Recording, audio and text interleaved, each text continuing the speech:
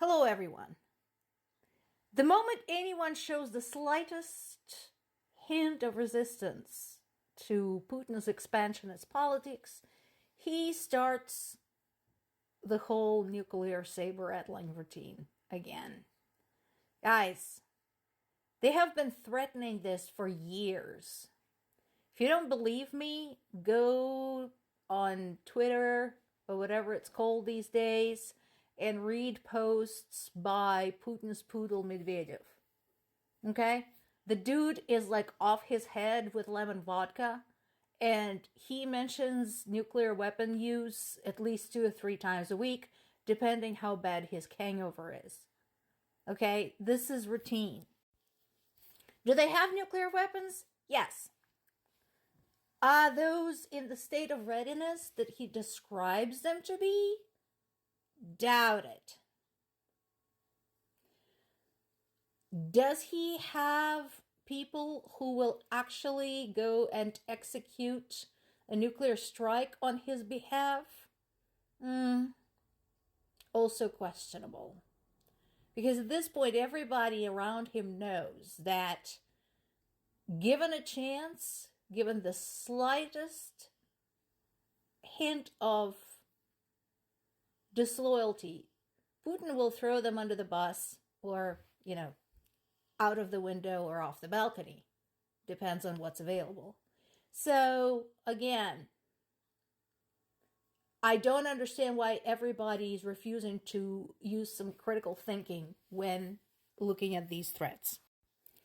This is ironic, too. He told the Russian military how deeply he appreciates all of their achievements. In fact, so much so that he suggested it's not the oligarchs who incidentally present a political competition to him, even in prison, but it should be the military who should be Russia's new elite. Now, I'd like to remind you all that quite a lot of Russian military now consists of former criminals, including serial killers, murderers, rapists, thieves. Okay? And there have already been numerous reports in Russian media. So they are writing about this, about these people coming home from war where they were allowed to get away with pretty much anything and continuing the same thing. Continuing to steal, continuing to rape, continuing to murder, and in some cases it involved their own families, their siblings, parents, spouses, and children. That is Russia's future elite. Zelensky is taking advantage of the summit of Southeastern European nations in Albania to continue making the case for the support of Ukraine. Now, that particular part of Europe really should also pay attention, not just the, eastern states, but southeastern states specifically, because look at the map. We have the Black Sea, which Russia would very much like to control.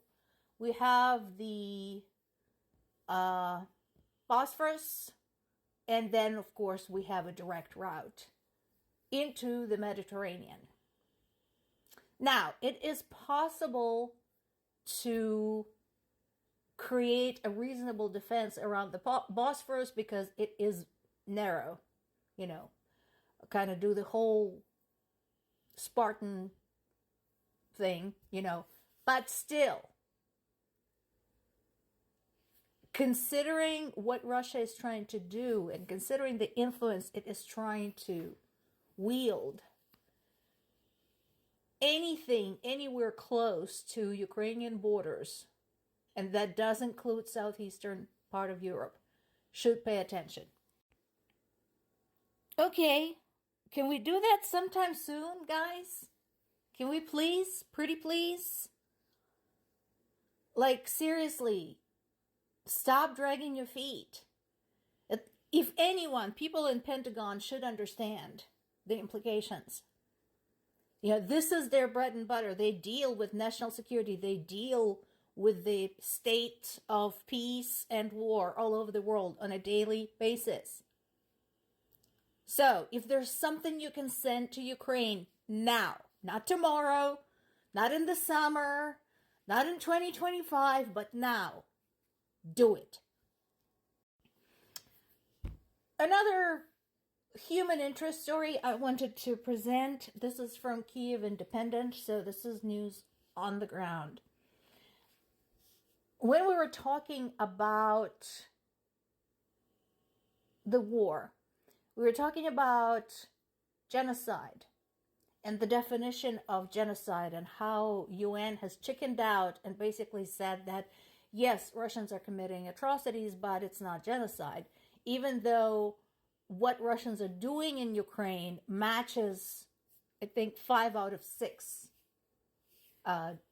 points of definition for genocide, and actions of other countries have been acknowledged as such with a smaller match when they only met like 3 or 4 of the points. So we already met the part about, they're murdering people of a specific country. We already met the part that they're kidnapping children from the country. This particular piece has to do with another bullet point in the definition of genocide, and that is making people's land uninhabitable. And right now, this has to do with landmines. The struggle with the landmines from various conflicts all over the world is hardly a new one. A lot of celebrities have picked up that particular cause as their pet cause. Princess Diana was one of them. So this is nothing new. The thing is that I think this danger sort of seemed a little abstract for a while until the war in Ukraine started happening. If nothing else, when they were retreating, Russians mined Ukrainian land left, right, center, diagonally, up, down, every way you can imagine, including the area still under their control around the Zaporizhzhia nuclear power station, but that's another conversation. And so, as of right now, we already have over 200 people, including 14 children, civilians, who died from the landmines. And that's that we know of. There's probably more, and there will be more. Now, what can be done? Well, in order for the demining operations to start, the war needs to end. Because it's not something you can do while you're getting shot at. Working with landmines, disarming them, locating them first, then disarming them, then extracting them, then safely destroying them. It is just dangerous, stressful work. And so, to bring back that land, the war needs to end. And who knows how many of those mines are going to stay in the ground unexploded for years to come, being a menace to people, including children. Now, you might ask, so why do I care? Why do I care what happens to Ukrainian land? Here's why you should care. These are just the very high level numbers of how much of the world food supply comes from Ukraine. In addition to being responsible for 50% of the world's sunflower oil, Ukraine also is the 3rd largest supplier of barley, 4th largest of maize, 5th largest of wheat. So, you think you're whining about the groceries now? If Ukraine cannot continue supplying its primary exports at this rate, you are going to be hit in the pocket. So, care about the war now?